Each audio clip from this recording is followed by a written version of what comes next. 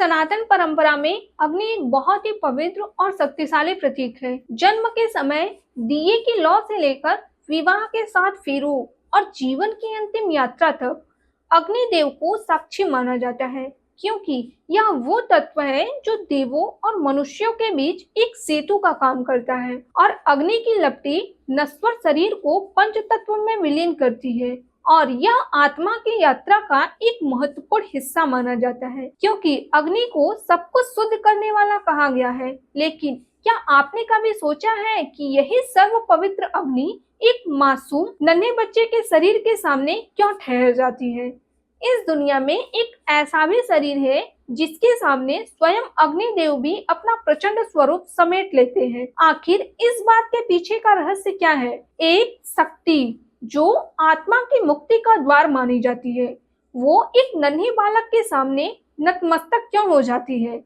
आज हम इसे गहरे और भावुक रहस्य से पर्दा उठाएंगे, जिसकी जड़ें हमारे शास्त्रों की गहन समझ और आत्मा की प्रकृति में छिपी है। एक घर की कल्पना कीजिए। कुछ दिन पहले तक जहाँ एक बच्चे की किलकारियां गूंजती थी, आज वहाँ एक गहरा सन्नाटा पसरा है। आंगन में खिलौने बिखरे पड़े हैं और घर के हर कोने में एक माँ की सिसकियां और एक पिता की खामोश आंखों का दर्द तैर रहा है। एक जीवन जो अभी अभी खिला था, अपनी खुशबू बिखेरने से पहले ही मुरझा गया।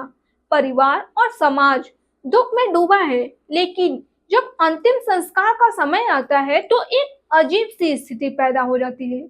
जब दुखी पिता को बताया जाता है कि कई परंपराओं के अनुसार उसके मासूम बच्चे को मुखाग्नि नहीं दी जाएगी, तो उसका दिल और भी भारी हो जाता है।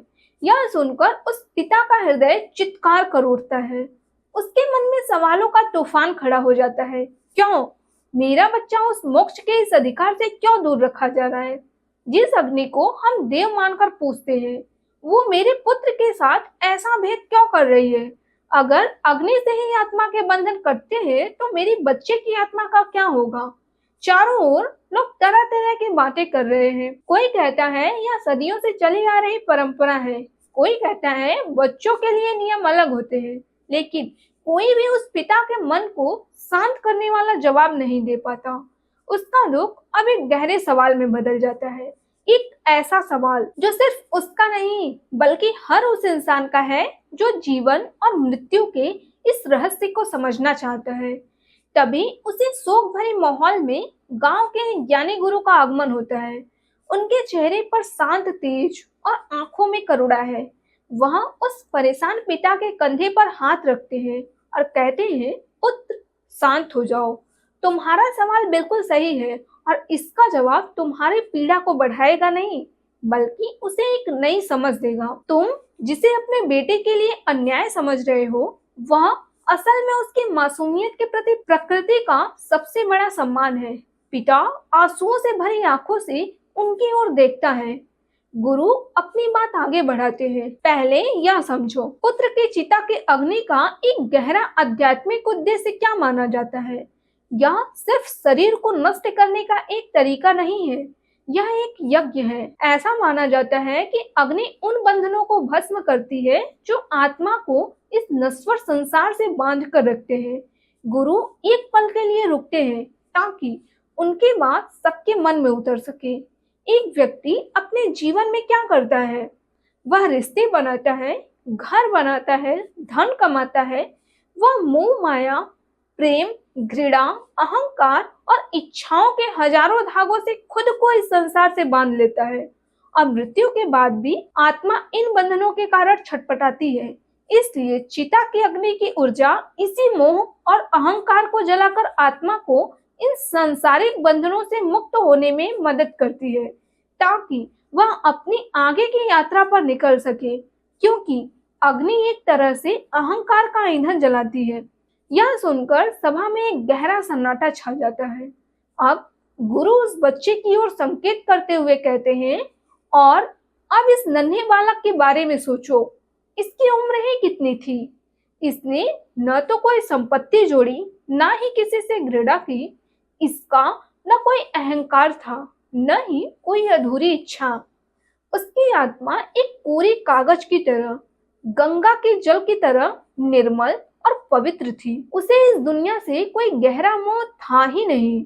हमारे शास्त्रों में, जैसे कि गरुड़ पुराण में, अलग अलग परिस्थितियों के लिए अलग अलग अंतिम संस्कारों का मार्गदर्शन दिया गया है। इन सबके पीछे का ज्ञान यही कहता है कि जिस बच्चे के मन में मैं और मीरा का भाव ठीक से जागा ही नहीं, उसकी आत्मा तो पहले से ही मुक्त है। उसे शुद्धि के लिए अग्नि की आवश्यकता ही नहीं है। वहीं दूसरी ओर कुछ मान्यताओं के अनुसार ऐसे बालक को ईश्वर का ही रूप माना जाता है, और भला ईश्वर को कौन जला सकता है। गुरु आगे समझाते हैं, अग्नि का काम अशुद्ध को शुद्ध करना है, पर जो पहले से ही सोना है उसे आग में तपाने की क्या जरूरत। क्योंकि बच्चे की आत्मा को कई बार सिद्ध योगियों और साधुओं की आत्मा के समान माना गया है। जैसे कुछ परंपराओं में बड़े बड़े सिद्ध संतों के शरीर को अग्नि नहीं दी जाती, बल्कि उन्हें समाधि दी जाती है, क्योंकि उनकी आत्मा पहले ही माया के बंधनों से ऊपर उठ चुकी होती है। ठीक उसी तरह इस बालक की आत्मा भी स्वाभाविक रूप से सिद्ध है। इसलिए कई जगहों पर उसे अग्नि का कष्ट नहीं दिया जाता, बल्कि उसे प्रकृति की गोद में यानी भू समाधि या जल समाधि दी जाती है। यह अनादर नहीं, यह तो परम सम्मान है। यह इस बात की घोषणा है कि यह आत्मा इतनी पवित्र है कि उसे शुद्धिकरण की जरूरत ही नहीं है। यह एक काव्यात्मक सोच है कि अग्नि भी उस मासूमियत का सम्मान करती है, क्योंकि वह जानती है कि उसकी प्रचंडता अहंकार और वासना के लिए है, निर्दोष और निष्कलंक आत्माओं के लिए नहीं। इसलिए उस नन्हे शरीर के सामने नतमस्तक हो जाती है। यह डर अनादर का नहीं, बल्कि श्रद्धा का है। गुरु के वचन सुनकर उस पिता की आंखों से आंसू अब भी बह रहे थे, लेकिन अब उनमें सवाल नहीं, बल्कि एक गहरी समझ थी। उसे अपने पुत्र को खोने का दुख था, लेकिन इस बात की शांति भी थी कि उसकी आत्मा को परंपराओं में कितना ऊंचा स्थान दिया गया है। देखिए, यह परंपरा हमें सिखाती है कि सनातन धर्म में नियम कठोर नहीं, बल्कि गहरे अर्थों और करुणा से भरे हैं। यह हमें बताती है कि मासूमियत से बढ़कर कोई पवित्रता नहीं है, और एक बच्चे की आत्मा को मोक्ष के लिए किसी बाहरी साधन की जरूरत नहीं होती, क्योंकि वह स्वयं मोक्ष का स्वरूप होती है। और अग्नि केवल उसे जलाती है जिसमें अहंकार का निधन होता है, जिसमें मोह की नमी होती है। एक बच्चे का शरीर तो बस एक मिट्टी का पवित्र खिलौना था, जिसे उसकी आत्मा ने कुछ पल के लिए धारण किया, और फिर खेल खत्म होते ही उसे छोड़कर अपनी अनंत यात्रा पर निकल गई। इसलिए कहा जाता है कि अग्नि भी उन्हें छूने से डरती है, क्योंकि मासूमियत तो आग से भी ज्यादा पावन होती है। इस विषय पर आपके क्या विचार है? क्योंकि हमारी परंपराओं में ऐसे कई गहरे रहस्य छिपे हैं। नीचे कमेंट करके हमें बताएं। और यदि आप ऐसे ही आध्यात्मिक और ज्ञानवर्धक यात्रा पर हमारे साथ बने रहना चाहते हैं, तो हमारे चैनल को सब्सक्राइब करना ना भूलें।